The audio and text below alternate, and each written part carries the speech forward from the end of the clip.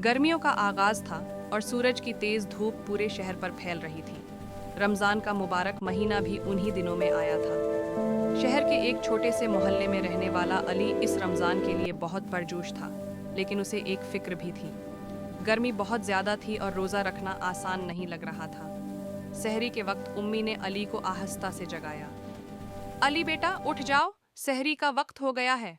अली नींद में आंखें मिलते हुए उठा और किचन की तरफ गया। मेज पर सादा मगर सेहत बख्श खाने रखे हुए थे। दही, इंडे, ताज़ा फल, रोटी और एक बड़ा जग ठंडे पानी का। अली ने हैरत से पूछा, अम्मी, आज पराठे क्यों नहीं बनाए? अम्मी मुस्कुराकर बोले, बेटा, गर्मियों के रमज़ान में हल्की और सेहत बख्श गज़ा खाना ज़रूरी है। अगर हम ज़्यादा तली हुई चीज़ें खाएंगे तो दिन भर प्यास और थकन ज़्यादा महसूस होगी। अली ने सिर हिलाया और खामोशी से खाना खाने लगा। इसने दही, इंडे और फल खाए और 2 गिलास पानी पिया। सहरी के बाद वो फज्र की नमाज पढ़कर थोड़ी देर आराम करने चला गया। सुबह जब सूरज बुलंद हुआ तो गर्मी तेजी से बढ़ने लगी। अली ने अपने अबू को देखा जो सहन में पौधों को पानी दे रहे थे। अबू, क्या गर्मियों में रोज़ा रखना ज़्यादा मुश्किल होता है? अली ने पूछा। अबू ने मुस्कुराते हुए कहा, मुश्किल तो होता है, लेकिन अगर हम सही आदतें अपनाएं तो रोज़ा आसान भी हो सकता है। असल बात सब्र, अच्छी खुराक और मुनासिब आराम है। दोपहर तक गर्मी अपने अरूज पर पहुंच गई। अली को थोड़ी कमजोरी महसूस होने लगी। उसने सोचा कि शायद वो सारा दिन इतना मुतहर्रिक नहीं रह सकता। वो अपने कमरे में गया और कुरान पाक की तलावत करने लगा। इससे उसे सुकून भी मिला और वक्त भी अच्छा गुजरने लगा। शाम के करीब जब सूरज की शिद्दत कुछ कम हुई तो अली अपनी उम्मी के साथ अफ्तार की तैयारी में मदद करने लगा।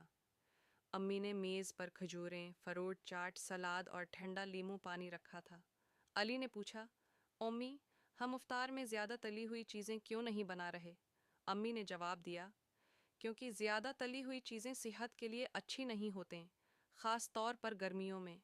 अगर हम हल्की और मुतवाज़न ग़ज़ा खाएंगे तो जिस्म भी सेहतमंद रहेगा और इबादत के लिए तवानाई भी मिलेगी। मगरिब की अजान हुई तो सबने खजूर और पानी से रोज़ा अफ्तार किया। अली ने महसूस किया कि अगरचा दिन गर्म था, लेकिन सही सहरी, मुनासिब आराम और हल्की ग़ज़ा की वजह से वो इतना थका हुआ नहीं था जितना वो सोच रहा था। इफ्तार के बाद सबने मिलकर नमाज पढ़ी और सहन में बैठकर ठंडी हवा का लुत्फ़ लेने लगे। अली ने मुस्कुराकर अपने अबू से कहा, अबू, आज मुझे समझ आया कि गर्मियों के रमज़ान में सेहतमंद रहना मुमकिन है, बस हमें अपनी आदतें दुरुस्त रखनी होती हैं। अबू ने खुश होकर कहा, बिल्कुल बेटा, रमज़ान हमें सिर्फ सब्र नहीं सिखाता बल्कि हमें सेहतमंद ज़िंदगी गुजारने का तरीक़ा भी सिखाता है।